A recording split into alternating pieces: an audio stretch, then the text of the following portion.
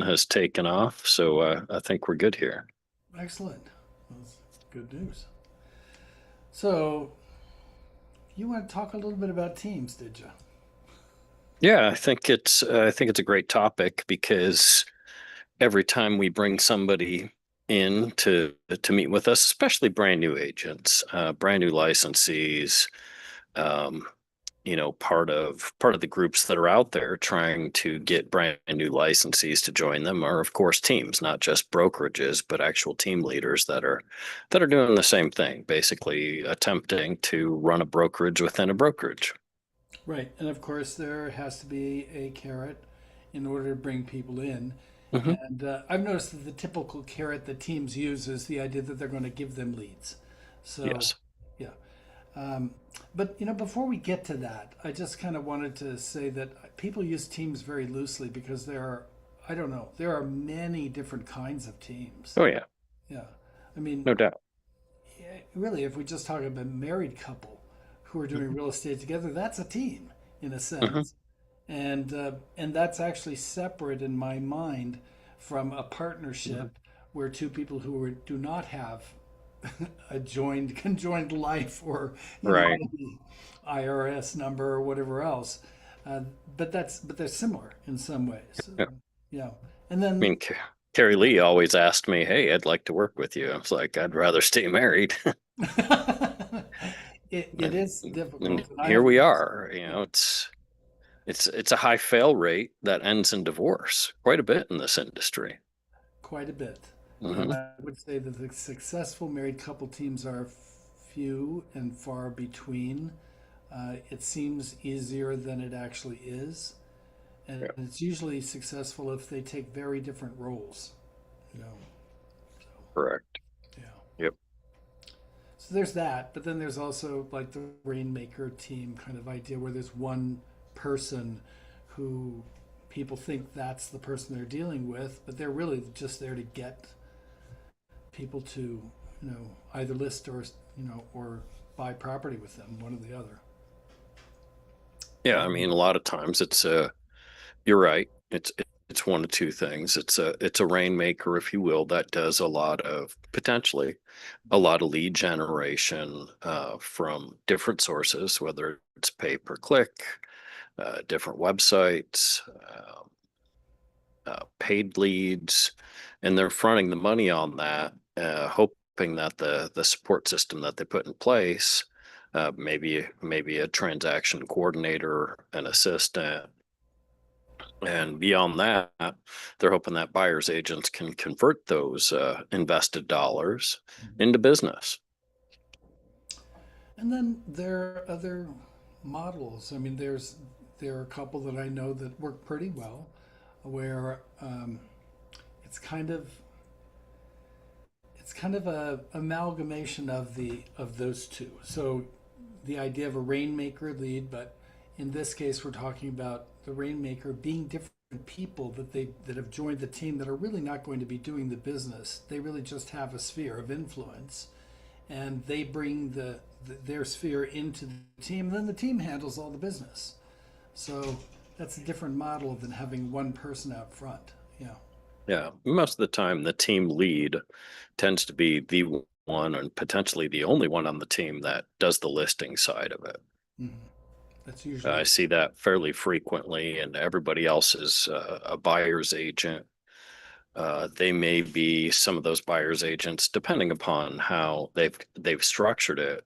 They may have those buyer agents here and there as a co-list, if you will, depending upon the coverage, the showing demands of the property, if it's in-person showings, et cetera, what somebody wants to do as far as sharing the listing responsibility and communication, showings, follow up, so on and so forth.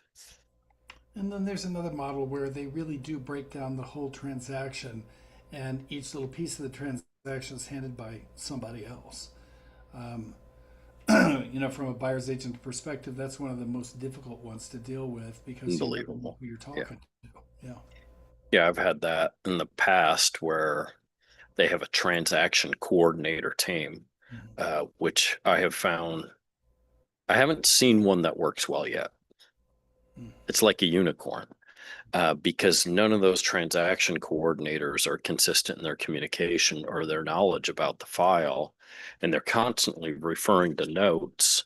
And then you're getting emails. I mean, it's really hard when you're doing that with a team that has that, because you're looking at emails and you're like, how many different people do I need to communicate with to get this one transaction done?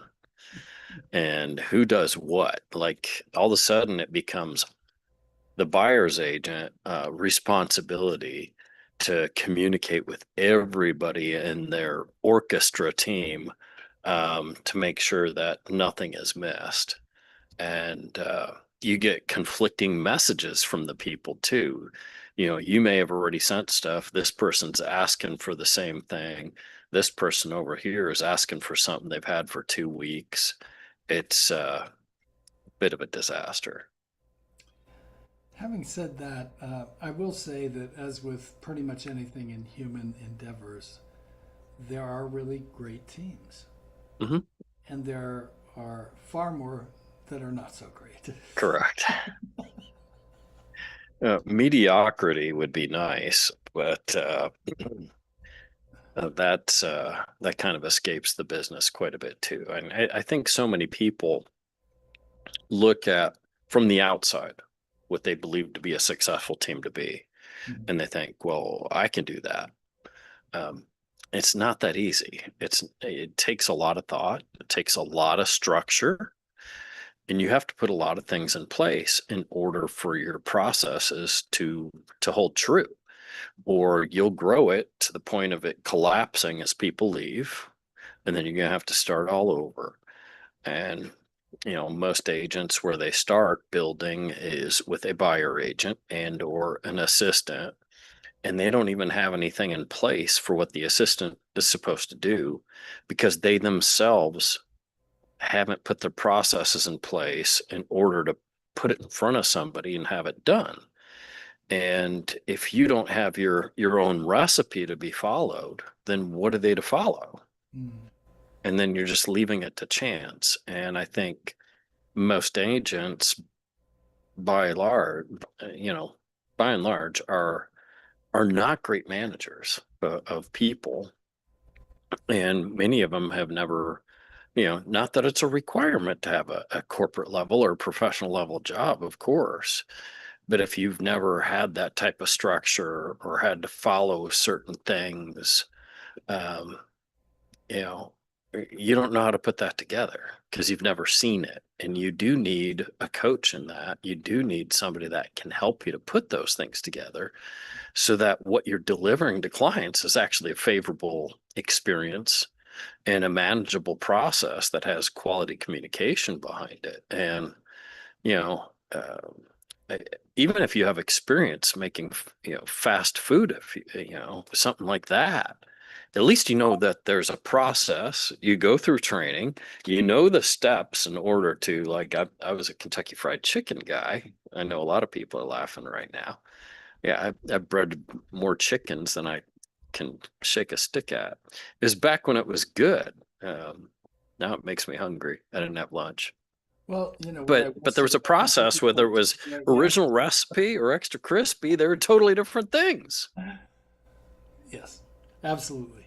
So, something you said earlier that, typically real estate agents are not the best managers. And there are a couple of reasons for that. I mean, people go into real estate specifically, typically because they want to run their own business. They want to be responsible for their own actions. They don't want somebody else telling them what to do. And that's all fine. But boy, when you have to turn into the person you don't want to be under, that can be a problem. Yeah. Yeah, a lot of times, I mean, the people that are here are the ones that got bounced out of the corporate club Right. You know, because they didn't adhere to the structure there, so they're going to jump into this. What makes you think they're going to be structured here? So, in a former career, former position, I would say, I had quite a few agents come to me wanting to put together teams. And so my advice was several fold. And the first was, before you get married, please let's write the divorce papers. That's what I want to mhm. see. That'd be number one. Number two, let's date for a year. Let's just pretend like you're a team, but not really be a team. And so that if things are not working out and you get all squirrely about what's happening, there's no harm done. You can just say, okay, well, that didn't work, and we can move on. Yeah, it becomes a conflict, a bit of jealousy as to who is the most important on the team. Mhm. Is it the person that's creating the relationships, the rainmaker, or is it the person that's getting it done once that happens? Um, and both roles are important. But if ego starts to think one is more important than the other, then the relationship is due to fail. There's going to be a lot of resentment, and it's going to be a problem. And the other piece, of course, is the pay. Mhm. And that's all over the board. It's all over the board, and I mean, we're not going to talk specific numbers here, but if the team exists inside of a brokerage, and I don't care what brokerage it is, and what model it is, that brokerage still has to make money too. Of Um, course. so if the brokerage is making money, but now you've set up a team structure inside the brokerage, uh, the team also has to make money, and there has to be a way for the team lead or the people who are creating the team to feel like it's worth their while. So presumably, they're going to make more money than the people they're hiring. And then at some point, I don't know. I mean, if I'm a person joining and I don't know anything, maybe I think it's worthwhile to give the vast majority of what I'm making to the brokerage and the team. Whereas if you look outside the team model and you can get the proper training, why not just go there? When people used to come talk to me about should they join a team or not, I would say, why don't you start out on your own so that you have something to sell? So that when you get to the point of wanting to join a team, you actually have some value, because right now you don't have any value. But Yeah. just my point of view. Yeah. I mean, there's so many different ways to enter the business. And I think first somebody has to know um, who they are. Mm-hmm. They have to be honest with themselves as to who they are. Are they truly a self starter? Mm-hmm. Do they have the work ethic? Are they somebody that can go out and create relationships and can be relentless with regard to active prospecting, engaging people, and getting people into a pipeline of doing business, whether it's today, a year from now, 5 years from now? And are they good at managing all that? If so, a team is probably not the place for you. Mm-hmm. Unfortunately, there are quite a few people that have a misperception about who they are. They think that they're a self-starter. They think they're a hard worker. And then months later, they're finding out I'm not really putting in all that many hours. And what have I really done over the last few months? And gee, my bank account looks a little light. Mm-hmm. With a new agent, whether they're on a team or not on a team, what do you tell agents if they're going to break away, if this is a full-time thing for them, they have no other income coming in? How many months of reserves do you recommend somebody have to feel like they have a chance with the runway you need Are you to get asking your me? career off the ground? Yeah, I'm asking you. How many months do you Um, recommend to people? I know what I so recommend. So I say that you're starting a whole new business. And if you were to start a restaurant or a painting company or anything else, you have to know that it's unlikely you're going to have any income coming in. And when the income comes in, you need to put it right back into the business in one way or another in order to succeed. So, from my point of view as an entrepreneur who has started many businesses in my lifetime, you need to either have somebody who's going to support you, basically, or you need to have about a year's worth of income that you can set aside just to keep yourself alive until you actually start making money. A much bigger cushion than I've told. I'm usually telling people you better have at least 6 months. I think that's very light. That's my opinion. Yeah. I mean, if I look at the statistics of people who did Probably it, in today's dollars. Maybe I'm demonstrating my age. a little bit Yeah. with regard to my advice. I'm still stuck in 25 years ago. Okay, well, it ain't 25 years ago.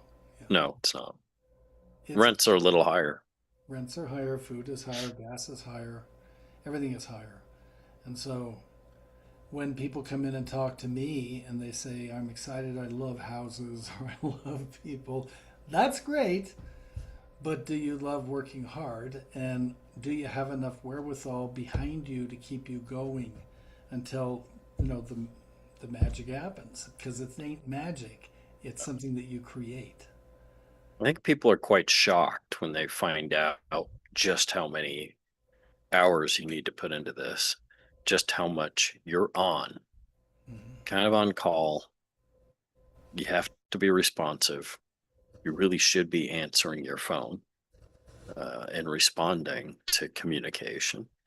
Quite a few people aren't very good at that at all. I, quite a few. Go days. I'm sorry, but Hey, I'd like to see the property you represent.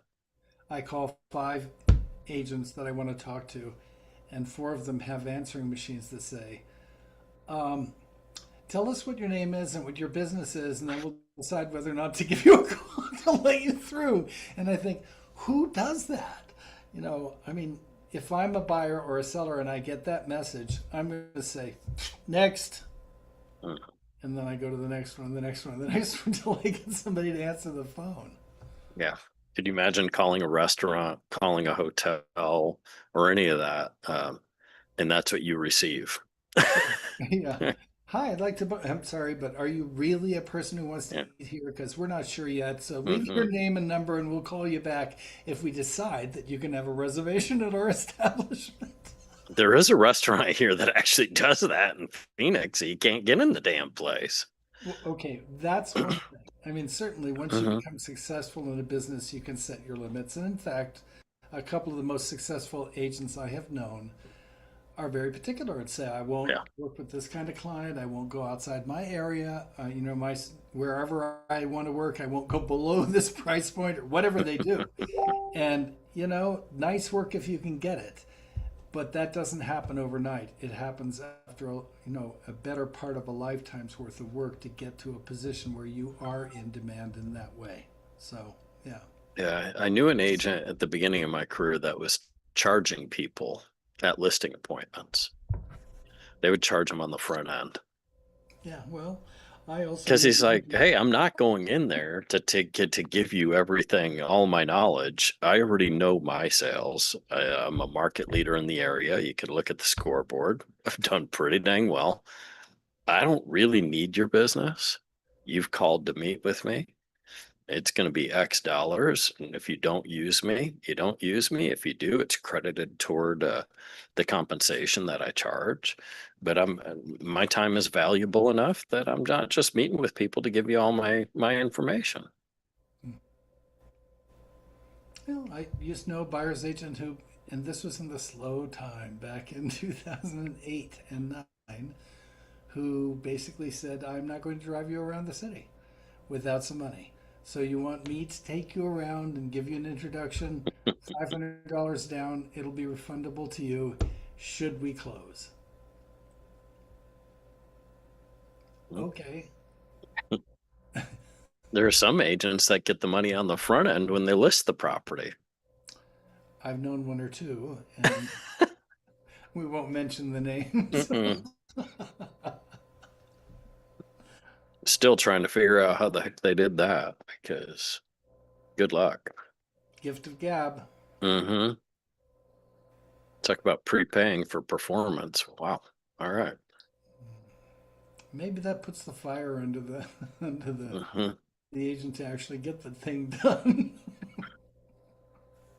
What would in your experience, what would you say is the average life cycle of a team member? Because you know how that evolution works. You see agents all the time. They get on a team. They get to a point where they're starting to do well. They look at what they believe they're giving up They're not focusing on what they're receiving, what they're giving up in the split. And rather than going back to that team later and say, hey, based upon my close rate, maybe we can talk about my conversion rate, my close rate, my value to the team.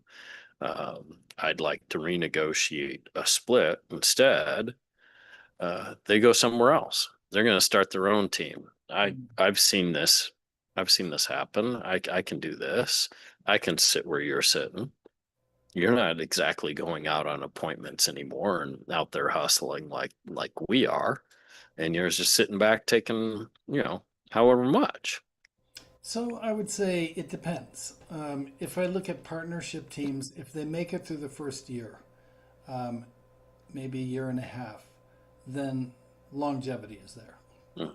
They'll go on for quite a while. If they get to the point where they can figure out their communication, their dance together, and if they are equal in their splits, with each other, then that's a structure that can last. Um, when I'm thinking about real rainmaker teams, there's sort of again a couple categories. And when I think about the ones I've known, if the person is compelling and if they pay their people really well, then that member will last for a long time. If I'm thinking about the rainmaker teams where they hire 100 people to, or however many, to call on the phones and, or run and do showings and do all of that, that is a short life. 3 months to a year. It's a That, bit of a sweatshop at that point. exactly. And I go, who would want to do that? Here's 500 numbers. Call them this week. Mm, It sounds fun. yeah. Go back in the pond, I'll buy as you they a, I'll buy as you many people a call it in the pizza business. dinner. Dip into the pond. Nobody owns these leads. These are the people that we haven't got anywhere with. But I think all too often people underestimate. Uh, we forget that the timing of somebody's purchase or sale is not based upon us. It's based upon them. And you just want to be at the right point in time when they're making the decision to make that move. And, unfortunately for a lot of agents, especially new ones, they have zero patience and they can't understand uh, delayed gratification, if you will. They're Yeah. unwilling to nurture the relationship or water the tree to the point in time where it finally bears fruit. And they give up early and someone else is there. So, of those 500 leads that we're calling here, Hmm. I don't know what percentage of those people are ready to sell or buy a house today, but it's very small. It may not be one out of the 500 that are being called. However, of the 500 people, at some point, all of them will be in the market or know somebody who is. So the real key, and I've watched this from a group of agents that worked on a different team structure that I knew very well. Um, the ones who were successful are the ones who repeatedly checked in and did not check in with, "Are you ready to sell your house?" Always a great lead in. Yeah. If instead it was, "Oh, geez, Marjorie, I called you, I don't know, 6 months ago or 5 months ago or 3 months ago, and we had a little chit chat. And you said that your daughter was going to college. How's that going?" And they just keep that conversation up, ask about what's going on, and it's a regular check in at some, I don't know what the regular would be, but regular. Those people get success because Well, yeah. eventually. And people forget that when you're building that relationship and you're demonstrating things of value, you're providing them, if like quality information, they may refer you somebody. It may be a family member, a friend, a coworker. Hey, I'm not exactly in the market at this point in time, but I like you. It, you certainly sound like you know what you're doing, and I've got a coworker that I think is ready to do something. I'd like to make that introduction. And those things happen all the time. Well, I've known a few people who were excellent at doing exactly that. And they never looked at their sphere of influence, the people that they called regularly, as people who would be selling or buying a house. They just kept the connection up and let these people know how they were doing and how when the information was appropriate, and somehow or another let the people they're talking to know that if they got a referral from them, that they would make them proud, so that that person knew if they referred so and so that it would be like the right thing. Oh, you've got to use such and such, and then turns out to be an excellent referral, and then their status goes up in their little community. So that works well. But Yeah. are you ready to sell your house? Does not work so well. Yeah. I do think also markets like we've had over the last 4 years are really difficult on anybody in a leadership position in real estate. In other words, team leaders are feeling the same squeeze as owner brokers Yeah. because the transactional volume has come down. Mm-hmm. And when transactional volume, like we've had, has been reduced, and there's 30 to 40% less sides, less paychecks, if you will, from the marketplace. That's a whole lot less pie that's available to who's left.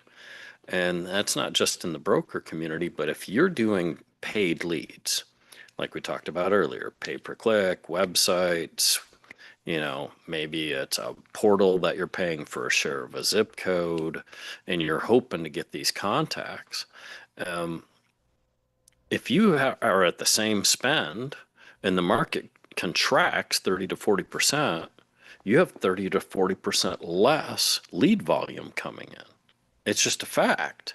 Well, this is a business problem. So, I mean, let's say if you've got a restaurant and times are great and people are going out to eat, they're not cooking their own food, and your booths are filled every day. You've got to go orders coming in. That's a great time, but every time has a season of plenty and a season of want. And somebody who has a business that's thinking about it in a business sense needs to set aside some of that money during the times of plenty, because the time of want is coming. And when you see the time of want coming, that's the time to cut back on the ordering. That's the time to trim down a little bit, make sure that you're not having too much staff there, because you won't be able to support them, because that may be the new normal for a while. So when you say 30 to 40%, well, it's been down 30 to 40% for 4 years. The reality is that what was happening before then was out of the ordinary, and we became used to something out of the ordinary, and people didn't think that this was going to change at any point anytime soon, and so nobody set aside the money and changed their business practices to weather what would seem to be a lean time. Now, when I'm looking at the last 4 years, I'm saying this isn't a lean time, it's just a new normal for this period of time. If you've adapted to it, you're fine. I mean, one of the agents we recently hired, by the way, says there's plenty of business out there and has demonstrated that. This is not a seasoned over a decade agent. Well, So, I think yeah, you can pull back on the expenses, sure, but I think when you get these teams, um, it, a lot of team leaders don't go to the team and say, "Hey, we have 30%, 40% less leads coming in. We have 30 to 40% less volume coming in as far as income." They don't cut 30 to 40% of the team. right. If they did that, it's like any company.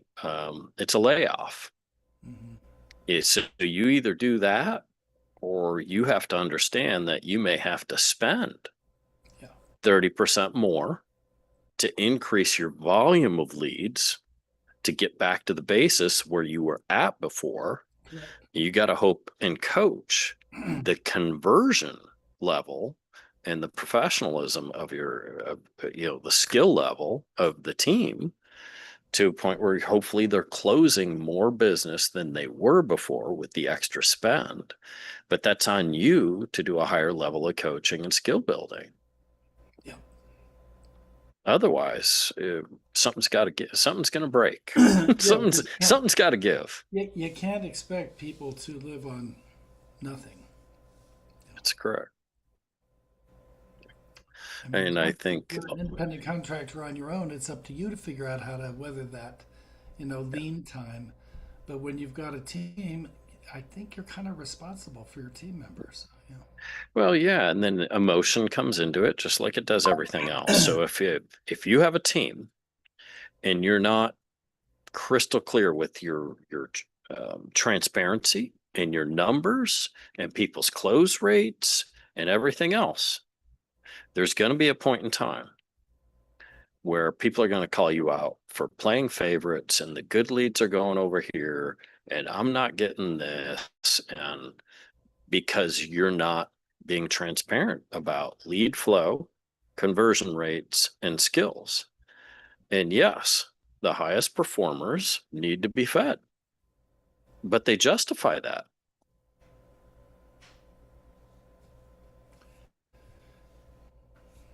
What to say? Yeah, but if you don't share it with everybody, then it looks like you're playing favorites. Hmm. But it's all again going back to properly managing and communicating with people as to lead distribution, Yeah. and then going back to that. Anyway, where to go from here? Uh, I mean, at I don't one know. point I would I have say, to I have to smoke some chicken today. oh, that sounds good. I've got it a little pollo asado going, so I've got all the citrus. Well, the thighs are marinating in the citrus right now. Gonna do smoker time, pull it a little early, and then do a little bit of char on it, and have some tacos tonight. Sounds good. Oh, hmm. I don't have a smoker at home. Yeah, and you're 2 hours away, so it makes it. Hours away, and plus I'm cooking for one at the moment, so I tend to make my meals a little bit more compact and a little less time intensive. No, less good. Yeah. Hey, so last time, one of the other things I thought I would bring up and have you chat about was, you recently had your day of silence, which was last Friday. Yes. And, coming out of that and your day of silence, how about some reflections for people who heard the last podcast? And, you know, just as a recap, John has for decades, the July 10th every year is his day of silence. He can communicate in any other way other than voice, but that is his day to not speak. Um, so I guess the first reflection I would have is that for me, it's not difficult. I mean, okay, I did break my silence once during the day. I mean, come on. I've been working with you for a little over a year. Don't tell me it's not difficult for you to not speak. It's a relief, All right. to be honest. I mean, I do. I love speaking. I love All right. talking. I love words. All of that is true of me. But there's a lot of energy that goes into speaking, Hmm? and when you stop speaking, that energy doesn't just disappear. It kind of builds up in a really subtle and beautiful way. Um, for one thing, your ears open up more.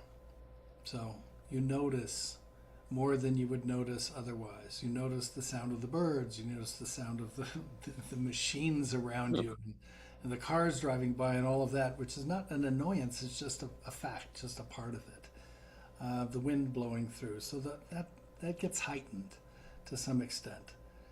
And when you're when you're thinking of speaking, when you're about to speak, and for me, the way I do this is I kind of have like a mantra going in my brain, and And that little, repeated refrain is, I mean, I'm not going to repeat what it is because it's not valuable to anybody, but for me it reminds me to not speak because I'm focusing on that thing. So it's like thinking about your breath. If you're thinking about your breath, it's hard to speak at the same time because your brain is occupied. Right. Nevertheless, the thoughts come up. And when they come up, that what happens for me at least is I think that's interesting that I wanted to say that thing. And did I need to say it? And what if I don't say it? Well, I'm not going to say it. Well, it's kind of like if you tell everybody, don't think about elephants, what's everybody thinking about? Yeah. But the most enjoyable part of it, aside from, I mean, it's nice to be alone and be in nature and all of that. That's lovely. But the most enjoyable part is when I'm actually with other people or when I'm doing something that would be a normal thing to do and I'm not speaking. And to do the best I can to not make it a deal, so that nobody actually thinks about it. Because of course, when they think about it, they think they have to be quiet too. If you go, I'm not speaking, they're quiet, and that's not the point. So, so I've learned to become more demonstrative physically in a way that's not overbearing, that communicates the point, whatever it might be. But that also means that you need to think carefully about what's really important. What's the thing? Strip everything else away. That one thing that you need in order to communicate it. Is it money? Is it what time is it? Whatever. There are simple gestures you can do that communicate what time is it, and people will get that right away. And if you do it without making it a big deal, then it doesn't become a big deal for the other person, Right. and it makes the interaction with the other person more intimate, which is a really interesting part. That you think that in speaking you're communicating and you're really, typically speaking is one way. It's rare when people speak and are also listening. And oftentimes people, when they're listening, are listening for the chance to speak, Right. which is not listening.